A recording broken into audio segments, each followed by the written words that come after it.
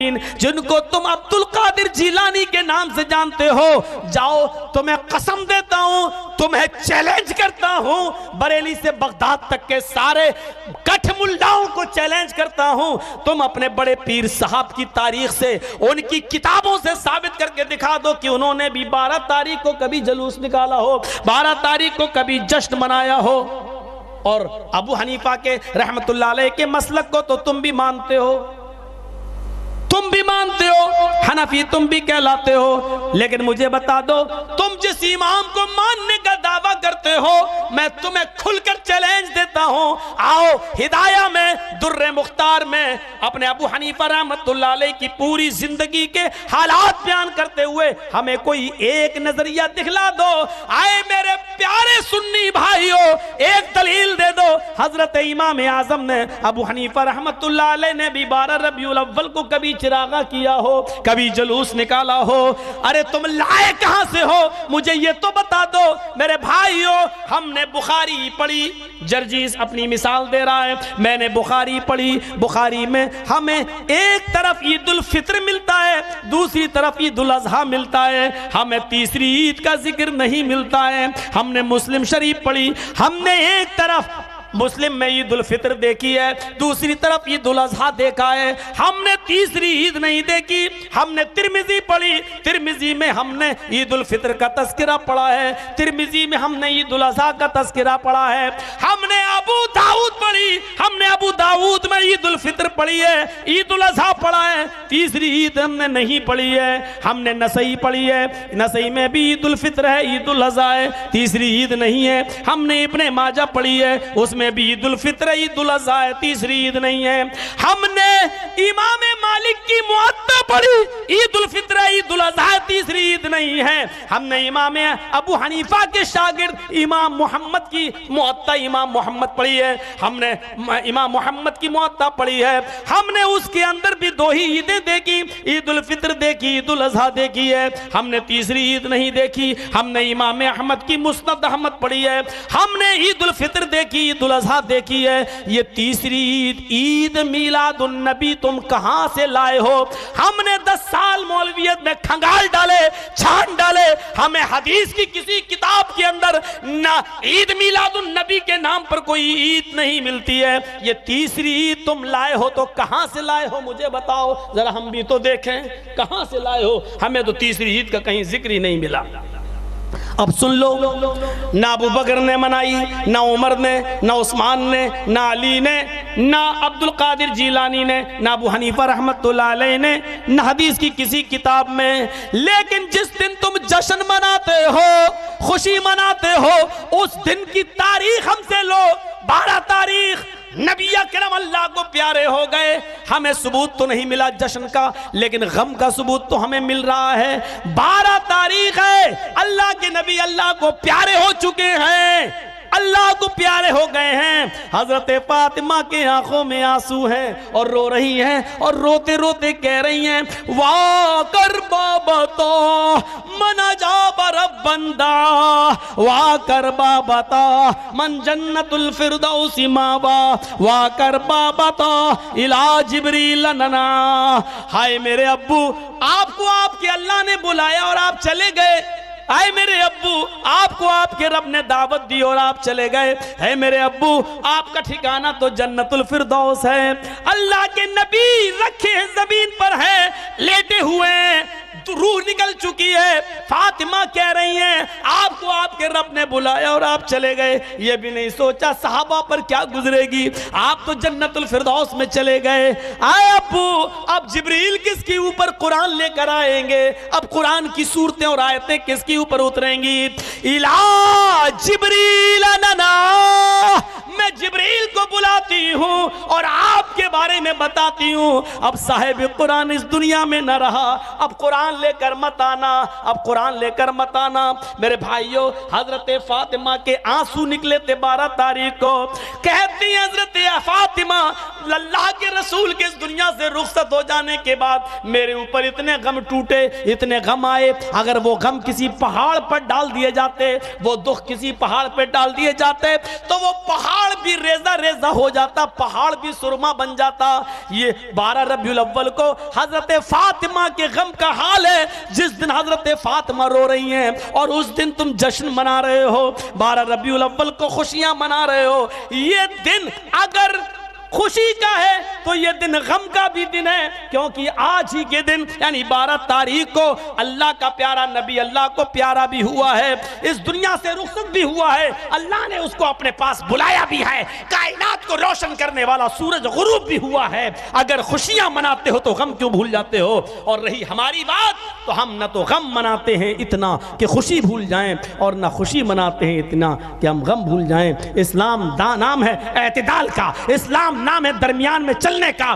ہم کو معلوم ہے کہ اللہ کے رسول اس مہینے میں پیدا ہوئے, اس لیے خوشی ہے, لیکن ہم اتنی خوشی نہیں مناتے ہیں کہ یہ بھول جائیں کہ آج ہی کی 12 تاریخ کو, اس مہینے کی 12 تاریخ کو اللہ نے اپنے پاس بھی بلایا, اس لیے اس کا دکھ بھی ہے. ہم بیچ میں رہتے ہیں, نہ غم اتنا منائیں کہ خوشی بھول جائیں, نہ خوشی اتنی مناتے ہیں کہ ہم غم بھول جائیں. آپ کیا کر رہے ہیں؟ کہاں جا رہے ہیں؟ یہ معیار نہیں ہے. تو 5 چیزیں ہو گئی, باپ سے زیادہ, بیٹے سے زیادہ, بھائی سے زیادہ, بیوی سے زیادہ, کنبہ قبیلہ اور خاندان سے زیادہ, وہ ابوال اقترفتموہا, مال و دولت سے زیادہ. یہ مال و دولت نے انسان کو ختم کر دیا. ایک بار اللہ کے رسول صلی اللہ علیہ وسلم کو کہ صحابہ کو پتہ چل گیا بحرین سے بہت سا مال آیا ہوا ہے اور آج سب صحابہ کو تقسیم ہوگا. تو اللہ کے رسول جب حجرے سے نکلے فجر کی نماز پڑھانے کے لیے, تو اللہ کے نبی صلی اللہ علیہ وسلم نے دیکھا ہے مسجد تو پہلے ہی سے بھر گئی. تو نماز فجر پڑھانے کے بعد آپ مسکرائے اور مسکرا کر فرمایا, شاید تمہیں معلوم ہو گیا ہے کہ آج مال آیا ہے اور تم لوگوں کو ملے گا. کہا ہاں اے اللہ کے رسول, واللہ یہی بات ہے.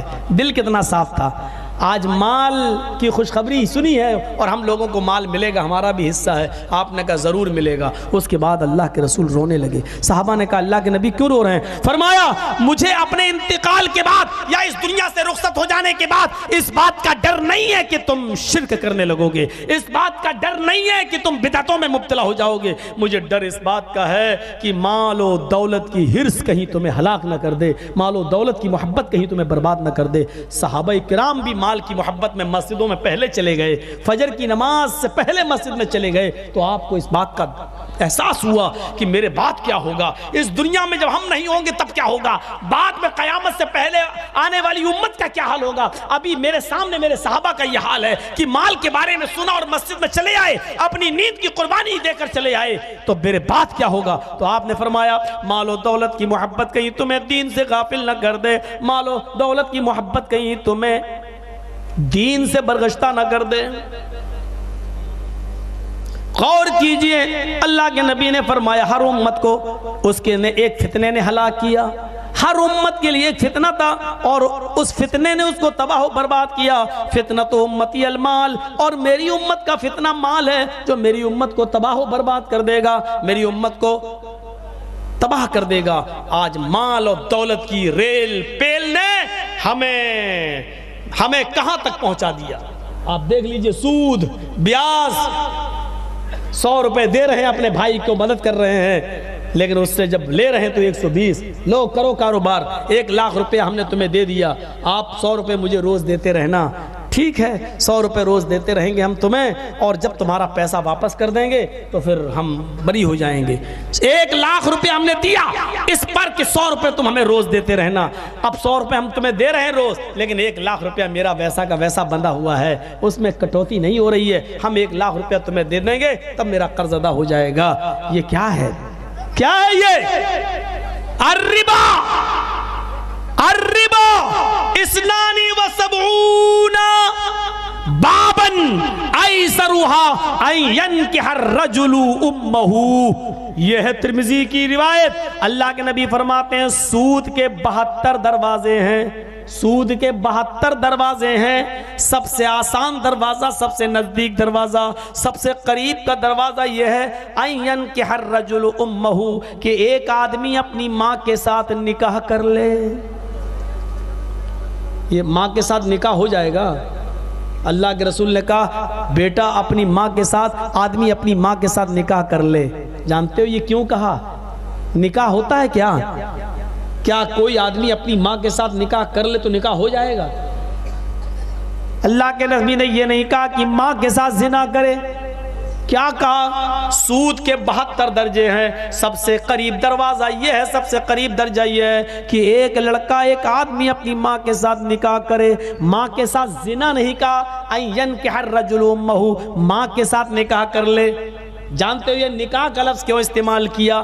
اس لیے کہ ہم اور آپ کو یہ بتا دیا جائے یا سمجھ میں آ جائے کہ ماں کے ساتھ نکاح جائز ہی نہیں ہے. اگر کوئی لڑکا ماں کے ساتھ نکاح کرتا ہے تو وہ نکاح نہیں مانا جائے گا. 50,000 لوگوں میں بھی اگر نکاح کرے تو نکاح نہیں مانا جائے گا. یا ایھا الذین آمنوا اتقوا اللہ حق تقاتہ یا ایھا الناس اتقوا ربکم الذی خلقکم من نفس واحدہ یا ایھا الذین آمنوا اتقوا اللہ وقولوا قولا سدیدا. یہ آیتیں پڑھی جاتی ہیں نکاح کے موقع پر. اگر کوئی شخص یہ آیتیں نکاح میں پڑھے اور اپنی ماں کو اپنے اوپر حلال کرنا چاہے، ماں کے ساتھ نکاح کرنا چاہے، تو قرآن کی ان آیتوں کے بعد بھی ماں حلال نہیں ہوگی. 1,00,000 مرتبہ بھی اگر قرآن پڑھ ڈالو تب بھی ماں حرام ہی رہے گی، ماں حلال نہیں ہوگی.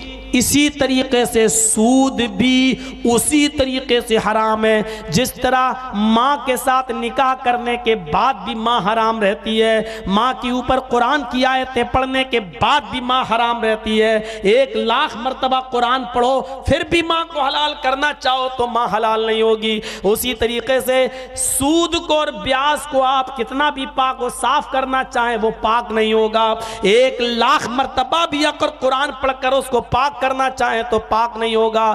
بسم اللہ کہہ کر نہیں، پورا قرآن پڑھ کے بھی اگر سود کی رقم کھاؤ تو پاک نہیں ہوگا. جیسے ماں حرام رہتی ہے اسی طریقے سے سود بھی حرام رہے گا. لوگوں سود سے بچو، لوگوں غریبوں کا خون چوسنے سے بچو، لوگوں غریبوں کا خون پینے سے محفوظ ہو جاؤ، لوگوں سود اور بیاج نہ کھاؤ. اللہ کے نبی صلی اللہ علیہ وسلم فرماتے ہیں درہم و ربا، سود کا 1 درہم کھانا، یاکلہ الرجل وہو یعلم، اگر کوئی آدمی جان بوجھ کر کھاتا ہے، اشد عند اللہ من 36 زنیۃ، تو اللہ کی نظر میں وہ 36 مرتبہ زنا کرنے سے زیادہ سخت ہے. اللہ کے نزدیک 36 مرتبہ زنا کرنے سے بڑا گناہ ہے. یعنی کوئی لڑکا کسی لڑکی کے ساتھ 36 مرتبہ زنا کرے، 36 مرتبہ زنا کرے، تو اس کے بعد اس کو جہنم میں جو سزا ملے گی، جو عذاب ہوگا،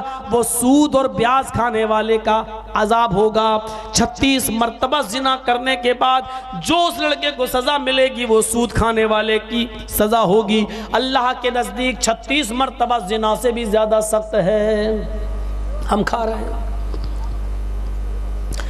مال سے زیادہ رسول سے محبت. سلیمان ابن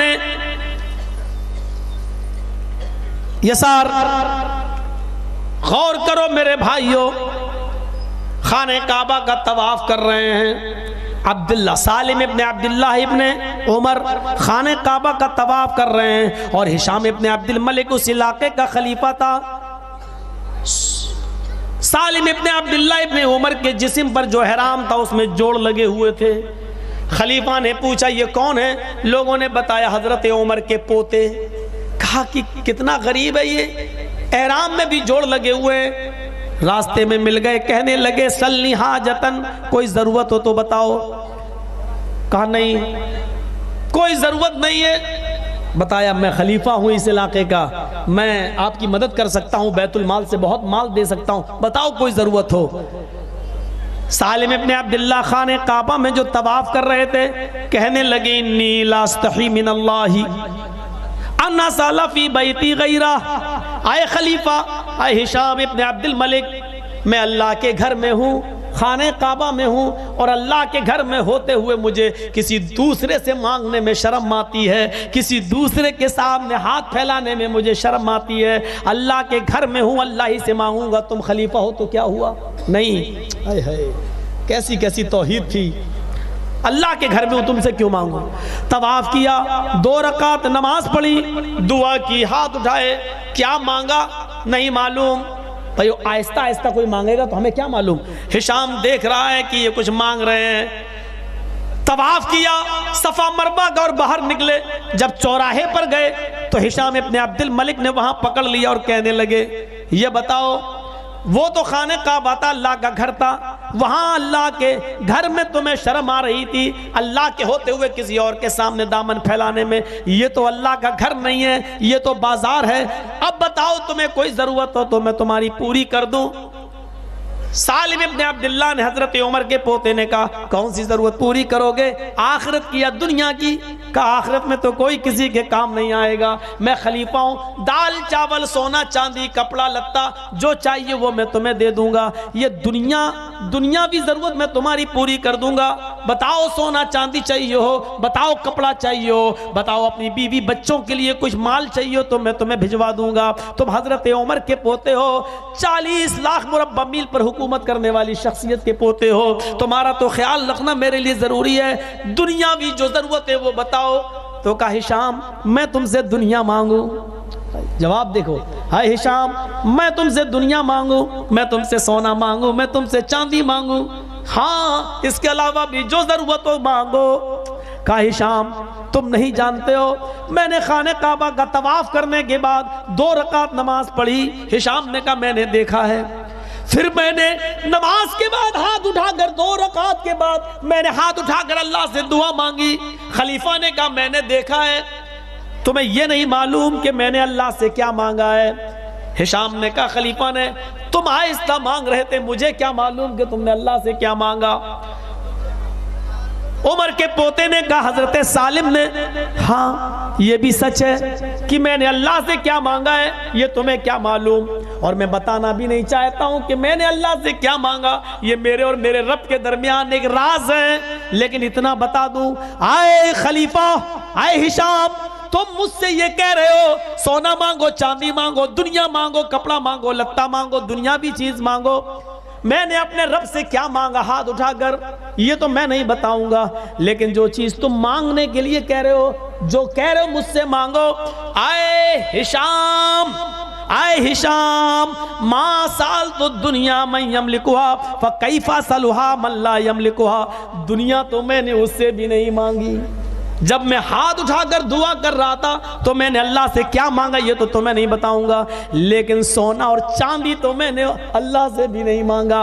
ما سالت الدنیا من یملکها، دنیا تو میں نے اس سے بھی نہیں مانگی جو دنیا کا مالک ہے، فکیف اسألها من لا یملکها، تو میں اس سے دنیا کیا مانگوں جو دنیا کا مالک ہی نہیں ہے، آج مرا اور یہ دنیا کل کسی اور کے پاس چلی جائے گی، جب تم اس کے مالک ہی نہیں ہو تو تم سے کیا مانگوں؟ میرے بھائیوں وہ لوگ غریب ضرور تھے، کپڑے پھٹے پرانے ضرور پہن لیا کرتے تھے، لیکن جب دعائیں مانگتے تھے تو کبھی یہ نہیں کہتے تھے اللہ میرے گھر میں رزق کے دروازے کھول دے، اے اللہ میرے گھر میں دولت کے دروازے کھول دے۔ یہ آج کی جاہل عوام ہے جو مولویوں سے کہتی ہے میرے گھر میں پیسہ نہیں ہے، میرے گھر میں دولت نہیں آتی ہے، مولانا صاحب رزق کی خیر و برکت کی اور دولت کی دعا بتا دو۔ اگر دولت کی دعائیں آنے لگے اور دولت کی دعا ہونے لگے تو دنیا میں ہر آدمی اپنے بیٹے کو مولوی ہی بنا لے۔ قرآن و حدیث میں کہیں دولت کی دعا نہیں آئی ہے، چیلنج کے ساتھ کہتا ہوں قرآن و حدیث پڑھیے، کہیں دولت کی دعا نہیں آئی ہے، دنیا میں جو اچھی چیزیں اس کی دعا آئی ہے، ربنا آتنا فی الدنیا حسنہ، اے اللہ دنیا میں جو تو نے خیر و بھلائی رکھی ہے وہ تو مجھے نواز دے، وہ مجھے عطا کر دے، وفی الآخرۃ حسنہ، اور آخرت میں بھی جو خوبیاں جو اچھائیاں جو بھلائیاں وہ تو ہمیں عطا کر۔ یہ نہیں کہا اے اللہ عشاء کی نماز پڑھ کے جب میں سو جاؤں تو میرے تکیے کے نیچے، صبح بستر سے جب اٹھوں تو ایک 2,000 کی گاندھی چھاپ نوٹ کی گڈی آ جائے۔ یہ دعا جو مولوی بتاتا ہے وہ پاکھنڈی ہے، وہ جھوٹا ہے، وہ بہت ہی بڑا پاپی بھی ہے اور ظلم کر رہا ہے۔ ہمارے اسلاف اور ہمارے بزرگوں نے کبھی دولت کی دعا نہیں مانگی ہے، انہوں نے جب بھی دعا مانگی ہے تو اپنی آخرت کی خیریت کی دعا مانگی ہے۔ ہم سب سے بڑے بزرگ اپنے نبی کو دیکھیں، ہمارے نبی بھی دعا مانگا کرتے تھے، اللہ جب تک تو مجھے دنیا میں زندہ رکھ، فقیر بنا کے زندہ رکھنا، جب مجھے موت آئے تو فقیر بنا کر موت دینا، اور قیامت کے دن جب تو مجھے اٹھائے تو مسکین بنا کر فقیر بنا کر اٹھانا۔ یہ دعا مانگتے تھے، یہ دعا۔ تو مال جہاں ہوگا تباہی، تو مال سے بھی زیادہ رسول سے محبت ہونی چاہیے، تجارت اور بزنس اس سے بھی زیادہ رسول سے محبت ہونی چاہیے۔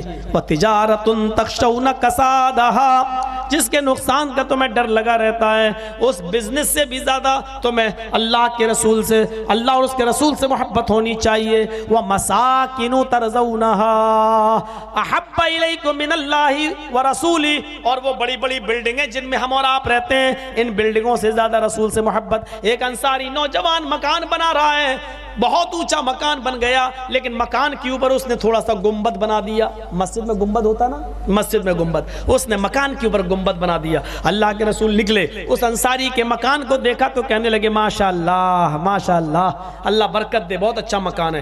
اور ایسے دیکھتے دیکھتے نظر اوپر پہنچی تو یہ کیا ہے؟ مزدوروں نے بتایا گنبد ہے۔ کہا یہ گنبد کیوں بنایا؟ کہا یہ ہمارے مکان کا مالک چاہتا ہے کہ ہمارے گھر کی شکل مسجد کی طرح لگے۔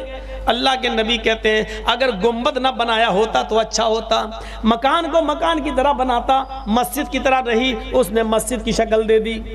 ہم لوگ اچھا سمجھتے ہیں نا، اپنے گھر کو مسجد کی طرح بنا دیں، لیکن نہیں، اللہ کے نبی نے کہا نہیں، مسجد کی طرح نہیں ہونا چاہیے، گنبد نہیں بننا چاہیے۔ اب لوگ گنبد دیکھ کر اس کے گھر کو کئی مسجد نہ سمجھنے لگے، اور مسجد میں آدمی بغیر اجازت کے داخل ہوتا ہے، کہیں اس کے گھر میں بھی بغیر اجازت کے داخل نہ ہونے لگے، اور اس کے گھر میں اس کی بیوی، اس کی بیٹی اور بیٹیوں کی، بہنوں کی کہیں بے پردگی نہ ہونے لگے۔ یہ کہہ کر آپ چلے گئے۔ شام کو وہ دوپہر میں وہ انصاری نوجوان لوٹا، مزدوروں نے بتایا اللہ کے نبی آئے تھے۔ اچھا تم نے روکا کیوں نہیں؟ کھجور کھلاتے۔ کہا روکا تھا لیکن روکے نہیں، مکان دیکھ کر بڑی تعریف کر رہے تھے، ماشاءاللہ الحمدللہ بارک اللہ، بڑی برکت کی دعا کی، لیکن ایک چیز میں کمی نکالی۔ کہا کیا؟ کہا اس گنبد کو جب دیکھا تو کہنے لگے گنبد نہ ہوتا تو اچھا ہوتا۔ اب لوگ اس کے گنبد کو دیکھیں گے تو مسجد سمجھیں گے، مسجد سمجھیں گے تو بلا اجازت اندر گھسیں گے، اور بلا اجازت اندر گھسیں گے تو بہن بیٹی اور بیوی کی بے پردگی ہوگی۔ اس انصاری نے کہا پورے مکان کو توڑ دو۔ سنو، اس انصاری نے کہا پورے مکان کو توڑ دو۔ مزدوروں نے کہا پورا مکان توڑنے کی کیا ضرورت ہے، صرف گنبد ہٹا دیتے ہیں، مکان تو بڑا عالیشان ہے۔ اس نے کہا نہیں، پورا گنبد توڑ، پورا مکان توڑو، اس مکان کی ساری اینٹیں، سارا ملبہ پھینک دو، ساری اینٹیں سارا ملبہ پھینک دو، اس لیے کہ مجھے یقین نہیں ہے۔ اللہ کے رسول نے اس گنبد پر جب ناراضگی کی نظر ڈالی ہے، وہ نظر جب اوپر سے نیچے آئی ہوگی تو پتہ نہیں نبی کی وہ نظر میرے گھر کی کس کس اینٹ کی اوپر گئی ہوگی۔ اب اس مکان میں وہ اینٹ نہیں رہے گی، وہ ملبہ نہیں رہے گا، جس اینٹ پر، جس ملبے پر میرے نبی کی نفرت کی نظر پڑ گئی ہو۔ اس نے پورے مکان کو گرا دیا، پورے مکان کا ملبہ بہا دیا، اور اثر نو دوبارہ مکان تعمیر کرایا۔ میرے بھائیوں، جس مکان کی کسی اینٹ پر نبی کی نفرت کی نظر پڑ گئی، اب اس مکان میں یہ اینٹ کیا، یہ مکان ہی نہیں رہے گا، پورا کا پورا مکان گرا دیا جاتا تھا۔ ہمارے یہاں تو کتنی چیزیں ایسی ہیں جو نبی کو پسند نہیں ہیں، لیکن ہمارے معاشرے میں پنپ رہی ہیں۔ ہم اس کو ایک صحابی کے ہاتھ میں سونے کی انگوٹھی دیکھی، سونا مرد کے لیے حرام ہے نا، سونا نہیں پہن سکتا ہے مرد، سونے کی انگوٹھی دیکھی، اللہ کے رسول نے کہا یہ کیا ہے؟ اس نے کہا اللہ کے نبی پہن لی، محنت کی کمائی سے تھی، پھر بھی بھیک منگنی نہیں تھی، ہم لوگ جو پہن لیتے ہیں سسرال کی طرف سے ملی ہوئی، سالی نے پہنا دی، سالے نے دے دی، ساس نے۔ اللہ کے رسول نے اس انگوٹھی کو نکالا اور نکال کر پھینک دیا زمین پر، ایسے نکالا اور پھینک دیا، اور کہا سنو، کسی مرد کے لیے انگوٹھی جائز نہیں ہے۔ یہ جب کہہ گئے کسی مرد کے لیے جائز نہیں، تو اس کا مطلب یہ ہے کہ آپ نے یہ کہہ دیا کہ عورتیں پہن سکتی ہیں۔ کسی مرد کے لیے جائز نہیں. یہ کہہ کر آپ آگے بڑھ گئے. دوسرے صحابہ اکٹھے ہو گئے, اٹھا لو نا. کہا کیوں اٹھا لوں؟ کہا اللہ کے رسول نے تو مرد کے لیے منع کیا ہے, تمہارے گھر میں ماں ہے, بہن ہے, بیٹی ہے, بیوی ہے, ارے اٹھا لو, کسی کو دے دینا, عورت کے لیے تھوڑی منع ہے. اس صحابی کا جواب سنو. کہا میں اس انگوٹھی کو جس کو میرے نبی نے میری انگلی سے نکال کر زمین کے اوپر پھینک دیا ہو اور اس انگوٹھی پر غصے کی نفرت کی نظر ڈال دی ہو, میں اس انگوٹھی کو اٹھا کر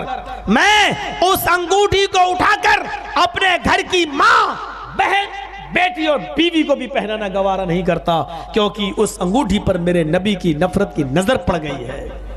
یہ ڈی جے بجاتے ہو, یہ جائز ہے؟ یہ ڈھول بجاتے ہو, یہ سب جائز ہے؟ اور اس پر نبی کا نام لیتے ہو, شرم مگر تمہیں نہیں آتی. محبت رسول کے موضوع پر یہ تھوڑا سا خطاب جو آپ نے سنا, یہاں سے انقلاب لے کر اٹھو, ایسی محبت پیدا کرو اپنے اندر. حضرت انس کو تھی جو, حضرت بلال کو تھی جو اذان دیتے تھے تو اللہ کے نبی کو اپنے سامنے کھڑا کر لیا کرتے تھے. اشہد ان محمد رسول اللہ پر جب آواز پہنچتی تھی, جملے پہنچتے تھے تو اللہ کے نبی کو دیکھ لیا کرتے تھے. لیکن جب اللہ کے نبی اس دنیا سے چلے گئے تو اللہ کے نبی کے بعد جب حضرت بلال نے اذان دی اور سامنے اللہ کے نبی کو نہیں دیکھا, اشہد ان محمد رسول اللہ, رسول اللہ کا جملہ جیسی ادا کیا اور نبی کو اس جگہ سے غائب دیکھا تو بے ہوش ہو گئے, زمین کے اوپر گر گئے. حضرت حسن اور حسین نے ضد کر کے اذان دلوائی تھی. صحابہ نے کہا اے حسن, اے حسین, تم نے بلال سے ضد کیوں کی؟ کاش تم نے بلال کو ضد نہ کیا ہوتا. اللہ کے رسول کے دنیا سے چلے جانے کے بعد بلال میں اشہد ان محمد رسول اللہ کہنے کی ہمت نہیں ہے. جب یہ جملے ادا کرتے ہیں تو نبی کو اس جگہ نہیں دیکھتے اور ان کو تکلیف ہوتی ہے, ان کو نبی کی جدائی برداشت نہیں ہوتی ہے. یہ محبت تھی جناب محمد رسول اللہ صلی اللہ علیہ وسلم سے صحابہ کو. یہ عقیدت لے کے اٹھو اور اتفاق اور اتحاد کا دامن کبھی مت چھوڑنا. 2019 قریب آ رہی ہے, 2019 قریب آ رہی ہے. مسلمانوں, چلتے چلتے ایک پیغام دے کے جا رہا ہوں. سکندر اعظم نے جب یونان کو فتح کر لیا, سکندر اعظم نے جب یونان کو فتح کر لیا, جیت گیا, تو یونان کے ایک شہر میں داخل ہوا. وہاں ایک آدمی کو زمین کے اوپر بے ہوشی کی حالت میں لیٹا ہوا دیکھا. سب لوگ بھاگ رہے ہیں, سکندر نے قبضہ کر لیا, سکندر آ گیا, سب بھاگ رہے ہیں. سکندر کی فوج پورے یونان پر حملہ آور ہو چکی ہے اور وہ سو رہا ہے. پوری دنیا سے غافل ایک آدمی پڑا سو رہا. سکندر اس کے قریب گیا اور کہا دیکھو سارے لوگ بھاگ رہے ہیں, میں نے علاقے پہ قبضہ کر لیا اور اس زمین پر, اس شہر پر میں نے حکومت اپنی قائم کر دی, اور یہ دیکھو سو رہا ہے. گیا سکندر اور اس کو لات ماری. اٹھ. وہ اٹھا, کہتا کیا ہے, مجھے جانتے ہو؟ کہا نہیں, میں سکندر ہوں, تمہارے پورے علاقے کو میں نے فتح کر لیا, میں یہاں کا حکمراں بن گیا ہوں, میں یہاں کا حاکم ہوں, اور سارے لوگ بھاگ رہے ہو, تم یہاں پڑے ہوئے ہو. اس آدمی نے جو جواب دیا وہ سنو, بہت بڑی بات کہہ کے جا رہا ہوں, شاید اس بات پر میرے اوپر کیس بھی ہو جائے, پرواہ نہیں. اس آدمی نے جو جواب دیا معمولی آدمی تھا, جس کے پاس چٹائی تک نہیں تھی زمین پر بچھانے کے لیے, ننگی زمین پر لیٹا تھا. سکندر نے جب اس کو لات ماری اور کہا کہ میں حاکم ہوں, تمہارے پورے علاقے پہ قبضہ کر لیا, سب لوگ بھاگ رہے, علاقہ چھوڑ کے تم یہاں لیٹے ہو, تو اس نے کہا حکومت چلانے کے لیے ایک حکمراں کی ضرورت پڑتی ہے, حکمراں کی ضرورت پڑتی ہے. حکومت چلانا حکمراں کا کام ہے, لیکن لات مارنا یہ گدھے کا کام ہے.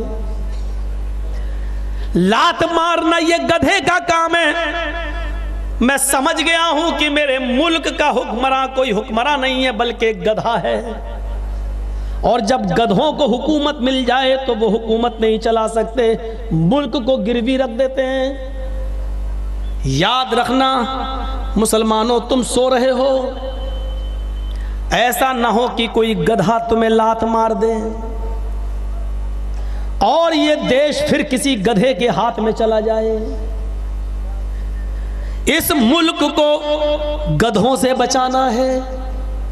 میڈیا والوں میرے جملوں کو اگر تم صحیح سمجھ جاؤ تو کبھی مودی سے شکایت نہیں کرو گے۔ تم نے اپنی ماں کا دودھ پیا ہے تو صحیح سٹوری پیش کرو۔ میں نے کسی کو گدھا نہیں کہا ہے، میں نے صرف اتنی سی بات کہی ہے، کسی کو مارنا اور کسی کو دھتکارنا یہ گدھوں کا کام ہے۔ یہ ہندوستان جتنا ہندوؤں کا ہے اتنا مسلمانوں کا بھی ہے، اتنا عیسائیوں کا بھی ہے، سکھوں کا بھی ہے۔ اگر تم صرف ہندو ہندو کہہ کر چلاؤ گے اور مسلمانوں کو لات مارنے کی کوشش کرو گے تو پوری دنیا کی نظر میں تم گدھے کہلواؤ گے، پوری دنیا کی نظر میں تم گدھے کہلاؤ گے۔ مودی جی مسلمانوں کو لات مت مارنا ورنہ پوری دنیا تمہیں چائے والا کہہ رہی ہو، کہتی رہے جرجیز تمہیں گدھا کہے گا۔ جو کہنا ہو کہہ لو اور جو کرنا ہو کر لو۔ کعبے کے رب کی قسم تیری جیل میرے پیروں کے نیچے، نہیں مانتا تیری جیل کو، ٹھکراتا ہوں میں اپنے جوتے کی نوک پر، اور کیوں نہ میں جیل میں جاؤں اور کیوں نہ مجھے خوشی ہو، کیونکہ مجھے جو کام یہاں کرنا ہے جیل میں بھی ہمیں وہی کام کرنے کو ملتا ہے۔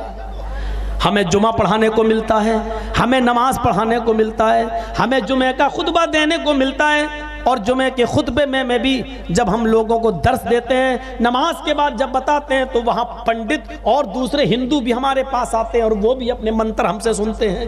الحمدللہ ہم جہاں بھی جائیں گے دعوت دیتے رہیں گے، تبلیغ کرتے رہیں گے، اپنے گھروں میں بھی، جیلوں میں بھی، بھارت میں بھی، اس دیش میں سب کا حق ہے اور سب کو لے کے چلو۔ بس اتنی سی بات مجھے کہنا تھی۔ مسلمانوں تم نہ سو جانا اور اتفاق و اتحاد کا ثبوت دینا۔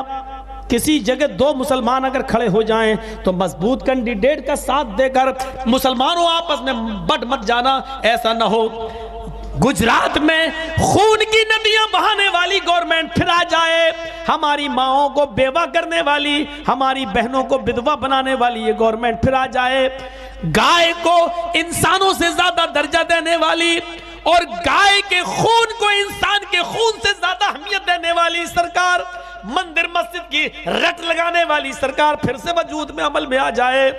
ورنہ یاد رکھنا یہ ہندوستان کتنا مٹ چکا ہے، کتنا بربادی کے دہانے پہ جا چکا ہے، آپ کو اس بات کا احساس نہیں ہے۔ ہماری اکانومی کہاں چلی گئی ہے، یہ روپیہ کہاں چلا گیا ہے، یہ ساری چیزیں ہم اور آپ دیکھ رہے ہیں۔ یہ دیش تباہی و بربادی کے دہانے پہ جا رہا ہے۔ یہ دیش کسی ایک کا نہیں ہے، نہ بی جے پی کا ہے، نہ بی جے پی کے باپ کا ہے۔ یہ دیش نہ آر ایس ایس کا، نہ آر ایس ایس کے باپ کا ہے۔ یہ دیش نہ مودی کا ہے، نہ مودی کے باپ کا ہے۔ یہ دیش ہم سب لوگوں کا ہے اور اس دیش کی حفاظت کرنا، اس دیش کی رکشا کرنا یہ ہم تمام لوگوں کی ذمہ داری ہے۔ نعرہ تکبیر، نعرہ تکبیر۔ یہ دیش کی حفاظت کرنا اور اس دیش کی رکشا کرنا ہم تمام لوگوں کی ذمہ داری ہے۔ جس کو جو کرنا ہو کرو، تم اپنا کام کرو، ہم اپنا کام کر رہے ہیں۔ ادھر آ ستمگر ہنر آزمائیں، تو تیر آزما ہم جگر آزمائیں۔ تمہیں جو کرنا ہو کرو ہمارے ساتھ، ہم وہی کریں گے جو ہمارا مذہب ہمیں جس کی اجازت دیتا ہے۔ ہم نے مذہب کے آگے کبھی کسی کی بات نہ سنی ہے نہ سنیں گے، مذہب کو سب سے اوپر رکھا ہے۔ چونکہ کلکتہ سے ہاوڑا سے میری ٹرین ہے اور صبح فرقہ پہنچنا ہے۔ میرے بھائیوں ہم دعا کریں اسی بات پر کہ آئیے اللہ تعالیٰ تو ہماری خطاؤں کو معاف فرما دے، ہمارے گناہوں کو بخش دے۔